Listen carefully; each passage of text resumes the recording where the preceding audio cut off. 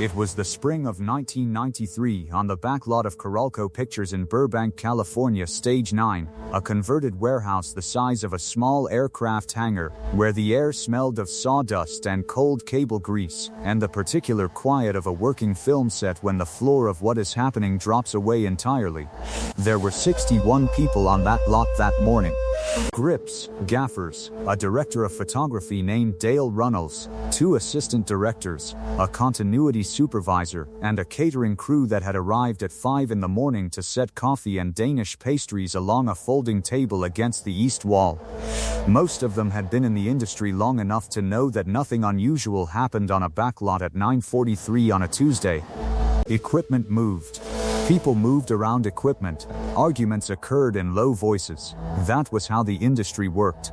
That was how the day was supposed to go.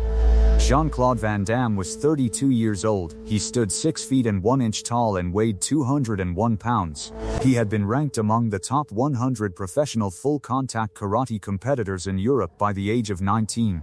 He held a black belt in Shotokan karate, a black belt in kickboxing, and had trained under the Belgian national karate coach Claude Goetz beginning at the age of 10. He had won the European Professional Karate Association Middleweight Championship in 1979. He had appeared in 8 feature films. He was, by any reasonable standard of measurement, a man who understood what combat looked like. He was also, on the morning of April 14, 1993, a man who had grown used to being the most dangerous person on any set he stepped onto. In the next 11 seconds, that understanding would be revised completely. What happened in those 11 seconds, and what Van Damme said quietly from the floor of Stage 9 in the moments that followed, would be repeated in dojos from Brussels to Seoul for the next 3 decades. 61 people witnessed it. Not one of them has ever contradicted the account.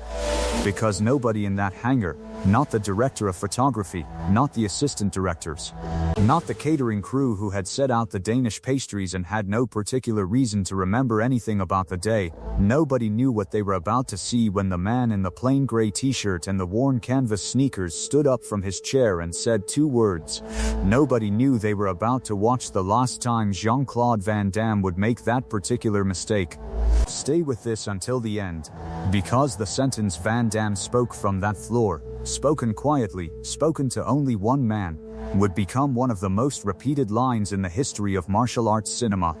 And you will not read it correctly until you understand what preceded it. The year before, Jean-Claude Van Damme had filmed Universal Soldier alongside Dolph Lundgren and had come away from the experience with a specific conviction about himself. He had sparred with stuntman. He had choreographed fight sequences that reviewers described, in no fewer than 4 separate publications, as among the most technically credible in the action genre. He had looked at the men around him on those sets and made a calculation. The calculation was not spoken aloud. It did not need to be. It lived in the way he moved through a room, in the particular angle of his chin, in the speed with which he dismissed the suggestions of fight coordinators, who had not, in his private estimation, done what he had done. He arrived at Coralco Pictures on the morning of April 14th carrying that calculation with him like a piece of luggage. Chuck Norris was 53 years old. He sat in a canvas back chair 12 feet from the craft services table with a paper cup of black coffee balanced on one knee. He wore a gray t-shirt, faded at the collar, and canvas sneakers that had been washed so many times the white had gone to the color of old paper. He wore no watch. He carried nothing. He had arrived 40 minutes before his call time as he always did, and he had spent those 40 minutes sitting in that chair doing nothing visible. He did not stretch. He did not roll his shoulders. He did not perform the small demonstrations of readiness that men in his industry sometimes performed when they knew they were being observed. He sat with his hands folded in his lap and his coffee on his knee, and he looked at the floor of Stage 9 with the attentiveness of a man reading something that was not there. He was 53 years old.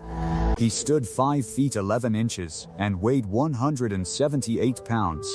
He had studied Tang So Do under Sun Yi Kim beginning in 1958 during his posting with the United States Air Force at Osan Air Base in South Korea. He had received his black belt in Tang So Do in 1961, and had subsequently earned black belts in Brazilian Jiu-Jitsu and Taekwondo. He had held the Professional Karate Association middleweight world title from 1968 through 1974, successfully defending it 6 consecutive times. He had retired from full contact competition with a professional record of 183 wins and 10 losses. He had not competed professionally in 18 years. Van Damme knew this. He knew the record. He knew the titles. What he did not know, what almost no one who had not personally trained with Norris understood, was that retirement from competition had not altered the specific thing that made those numbers possible. It had only made it quieter. 3 people in that hangar that morning understood what Chuck Norris actually was. Dale Runnels, the director of photography, had worked with Norris on a previous production and had seen something during a blocking rehearsal that he had not fully processed until afterward. A stunt coordinator named Vic Magnuson, who had choreographed sequences for both men separately, understood at a technical level what the gap between them looked like. And a gaffer named Terry Howell, who had been a competitive judoka in the 1970s and had placed 3rd at the 1976 AO National Championships, watched Chuck Norris sit in that canvas chair and felt something he described later as a kind of animal recognition. 58 people on that set did not know what they were looking at. Jean-Claude Van Damme crossed the hangar floor at 9:41 in the morning. He had been talking with his assistant and he had closed that conversation mid-sentence. He walked at the pace of a man who has decided something. His footsteps on the concrete were the only sound in the immediate area. The ambient noise of the set continued around him, cables moving, someone calling a measurement from the rigging above. The refrigerator unit of the craft services setup running at a low hum. None of it touched what was moving across the floor of stage 9. He stopped 6 feet from Chuck Norris's chair. Chuck Norris looked up from the floor. He did not move the cup from his knee. He did not uncross his ankles. He looked at Van Damme with the expression of a man who has been interrupted in the middle of a thought he was not finished having. Van Damme spoke. He spoke loudly enough that 11 people within 20 feet heard every word. He said that he had been watching Norris work through a fight sequence the previous afternoon. He said that the sequence had been well choreographed. He said the word well with a specific inflection that removed it from the category of compliment. He then said that he had a question, and the question was whether Norris believed that the techniques he used on screen would function against a man who did not cooperate with them. He said he was asking because he himself had trained under real conditions against real resistance, and he was curious whether Norris had done the same, and whether Norris would be willing to demonstrate. He said all of this in 34 words. The set did not stop all at once. It stopped the way a pool stops moving after you have placed your palm flat on the surface.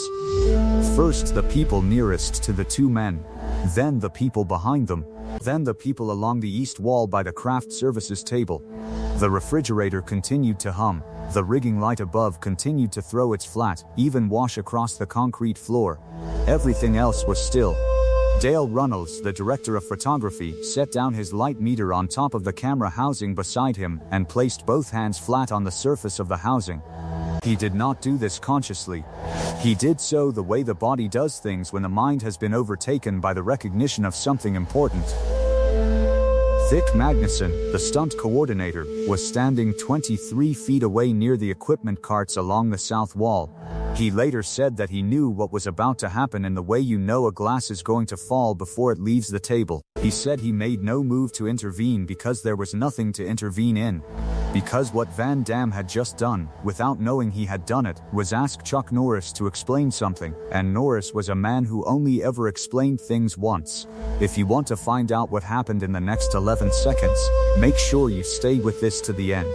And if you have found this channel for the first time today and you want to see more stories like this one, subscribe now and leave a comment below telling us where in the world you are watching from. Chuck Norris looked at Van Damme for 4 seconds without speaking. Not the 4 seconds of a man gathering a response, the 4 seconds of a man performing an assessment. His eyes moved from Van Damme's left shoulder to his right hip to his lead foot. They did not move quickly. They moved the way a carpenter's eyes move across a piece of timber he is deciding how to cut. He set the paper cup on the arm of the canvas chair. He stood. He did not stand quickly. He unfolded from the chair the way a piece of heavy machinery lowers into its working position. With a kind of hydraulic patience that made the motion itself feel like a statement, he reached down and folded the canvas chair shut with one hand, the chair collapsing along its hinges with a single metallic note. He set the folded chair against the wall behind him. He looked at Van Damme again. He said 2 words. He said, "All right." The recognition moved through the people on stage 9 who understood what they were looking at. It moved the way a current moves across water, not with noise, but with a change in the quality of the surface. Terry Howell, the gaffer and former judoka, stopped moving. He did not set anything down. He simply stopped, with his hands still occupied, and watched. He had been in competition long enough to know what it meant when a man stood up without hurrying. He thought, the younger man does not know yet. Van Damme moved first. He did so because he had spent the previous several years as the fastest person in any room he entered, and this had become for him a kind of fact about physics.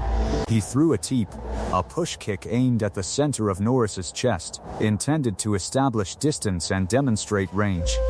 It was a textbook technique, clean in its execution. Norris had faced variants of that technique approximately 900 times in 11 years of professional competition.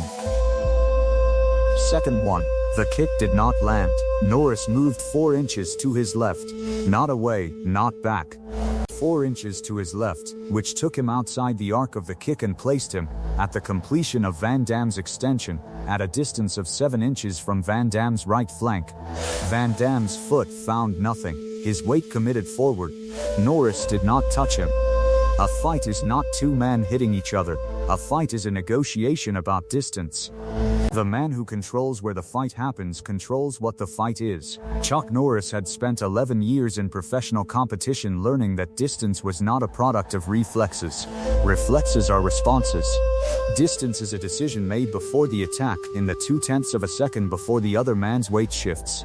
Van Damme shifted his weight and Norris was already somewhere else, somewhere that did not participate in what the kick was going to do. Second 2. Van Damme recovered his stance. He had been in enough real exchanges to process what had happened without flinching. He had recovered from misses before. He turned to his right, closing the angle. He loaded a right cross, his rear hand, his heavier hand, with the full rotation of his shoulder and hip behind it. It was the correct response. Against any other man in that hangar, it would have been the correct response. Norris stepped inside it, not after it, inside it. In the interval between the initiation of the cross and its arrival, Norris had closed the distance by 3 feet, which placed him inside the effective radius of the punch, where the punch had no mechanical power, where it was only a forearm pressing against Norris's left shoulder. And at that distance Norris's right hand was at Van Damme's collar, not gripping, resting with the specific unhurried weight of a hand that knows it does not need to hurry. Dale Runnels did not breathe. Vic Magnuson, the stunt coordinator, later described what he saw in this moment as the most complete expression of distance management he had witnessed outside of competition film. He said it was not the movement that registered first, it was the economy of it, the absence of anything unnecessary. Most fighters, even skilled fighters, carry effort in their bodies during an exchange. The effort shows in the tension of the jaw, the height of the shoulders, the compression of the breath. Norris carried none of it. He stood inside Van Damme's cross as though he had arranged the furniture of the exchange himself, and found the room exactly as he had left it. Second 3. Van Damme stepped back. It was not a retreat. It was a reset, the movement of a technical fighter purchasing space to re-evaluate. He had trained long enough to know that what had just happened twice was not coincidence. He stood at a distance of 7 feet from Norris and he looked at him with an expression that the continuity supervisor, standing 30 feet away with her clipboard still raised, would later describe as the first time she had seen Van Damme look at another person rather than past them. He threw a side kick. His signature, The technique his coaches in Belgium had spent 4 years refining, at full extension it was capable of generating 430 pounds of force per square inch. He had thrown it 10,000 times in training. He had thrown it in competition. He had thrown it in 8 feature films and in the specific controlled conditions of choreography, and he had thrown it now, in an uncontrolled exchange, with the full weight of his conviction behind it. Norris caught his ankle, not blocked, caught, with both hands, at the apex of the extension, in the moment when the kick is at its full reach, and the kicker is at their most committed, and has no counter available from that position. He held the ankle for 2 seconds. 2 seconds is a very long time in that context, long enough for every person in stage 9 to understand exactly what they were looking at. Then Norris set the foot down. He released the ankle and he stepped back, and he stood at a distance of 4 feet from Van Damme with his hands at his sides, and he looked at the younger man with the same expression he had worn since rising from the chair. Not satisfaction, not assessment, something closer to patience. The patience of a man who has explained a thing carefully and is waiting for the other person to confirm that they have heard it. Terry Howell, the gaffer, touched the light rig beside him to confirm that something solid was still there. A man named Robert Cicciotti, a grip who had worked in the industry for 19 years and had seen most of what a film set could produce, turned to the man standing beside him and did not speak. There was nothing to say. The thing that had just happened did not require commentary. It existed completely in the space of stage 9 without any assistance from language. Van Damme stood at 4 feet from Chuck Norris and he breathed. He breathed for 3 seconds. Measured, deliberate, the breath of a man who is deciding something. He looked at Norris's right shoulder. He looked at his lead foot. He looked at his hands, which were still at his sides, and he understood what the hands at the sides meant. They meant that Norris had not used them, that the ankle catch, which had ended the exchange as cleanly as a lock being turned, had been done before Norris had needed to introduce the things his hands actually knew how to do. Van Damme looked at the floor. He looked at it for a long moment. The concrete floor of stage 9, which was cold and oil-marked and had nothing particular to say. Then he looked up. He walked forward, not at a fighting distance, at the distance of a handshake, which is also the distance of a conversation. He stopped 18 inches from Chuck Norris and he said something. He said it quietly enough that the 11 people who had heard the original provocation could not hear this. Only Norris heard it. Norris looked at him for a moment and then he nodded, once, slowly, and he said 2 words in return. Only one of the 2 men present ever repeated what was said. It was not Chuck Norris. Van Damme told it years later in a television interview.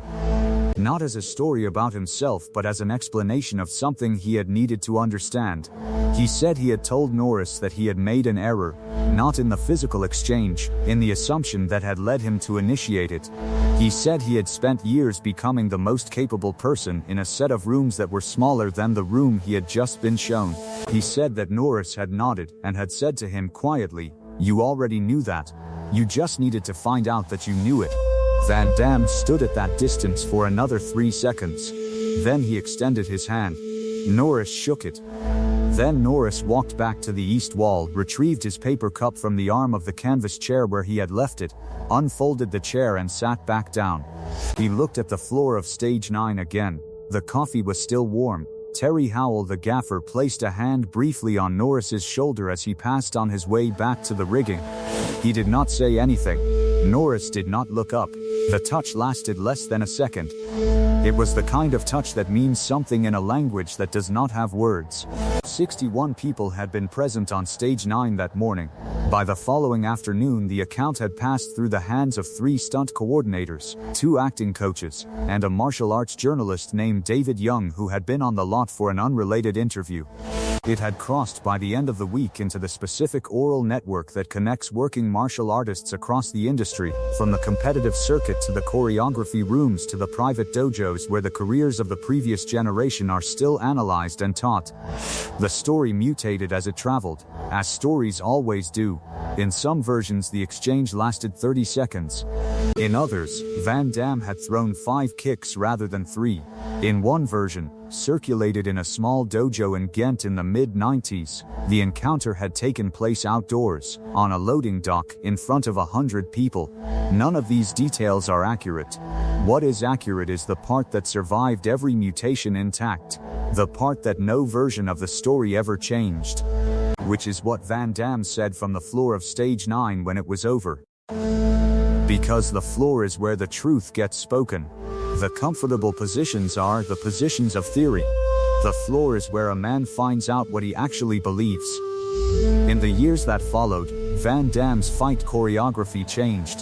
The people who worked with him closely, fight coordinators and stunt directors and directors of photography who had been on multiple productions with him, noted a specific change in how he approached the technical design of fight sequences. He began to ask more questions. He began to defer in specific moments to the expertise of men who had done what he had not done. He began, in short, to inhabit a room as though other people in it might know something worth knowing. These are not qualities a man manufactures from will. They are qualities produced by a particular kind of encounter, an encounter with the outer edge of what you believed you were, and the recognition of what lies beyond it. Chuck Norris did not discuss the encounter publicly. He did not discuss most of what happened on sets. He had a long-standing practice of leaving the set of his productions with the same demeanor he had arrived with, as though the intervening hours had been a private transaction that belonged to no one but the people present. Crew members who worked with him across multiple productions noted the same quality. He never carried the day home with him. The day was complete when he left the building. He was 53 years old, and he had been carrying that quality for a long time. Long enough to know that the things that prove themselves do not require your endorsement. They simply remain true after the argument is finished. Decades later, in a memoir chapter he contributed to a collection on martial arts philosophy. He wrote one sentence that a number of people who were present on Stage 9 that morning have read and recognized. He wrote, "The most dangerous thing a skilled man can encounter is his own certainty. Because certainty is the only thing that cannot be trained out of you from the outside." He did not name the production. He did not name the year. He did not name the man. He did not need to.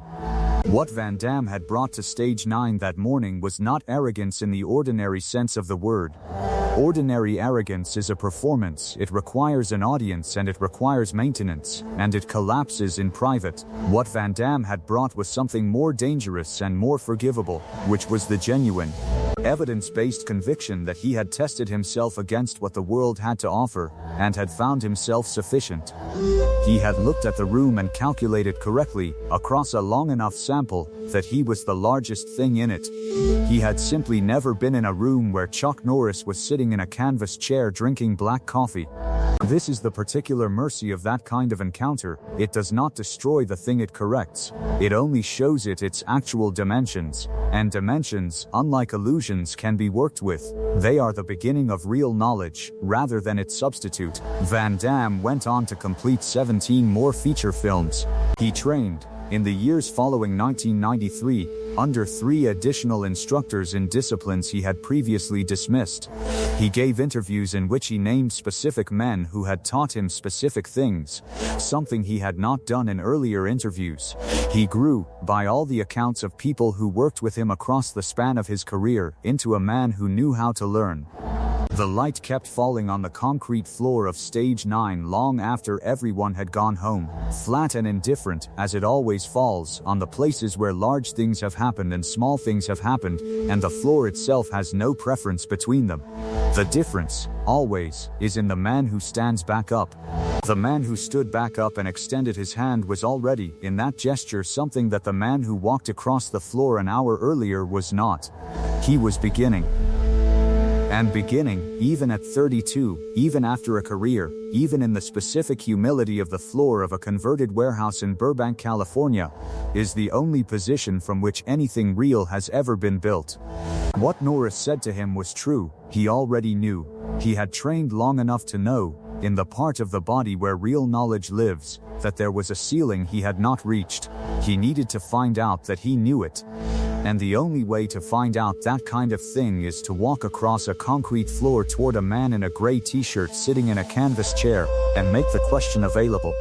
The question, asked honestly, is never wasted, even when it arrives wearing the wrong face. Next week we will tell you about the morning a world heavyweight boxing champion walked into a dojo in Los Angeles looking for Chuck Norris, and what happened to the two men he sent in ahead of him.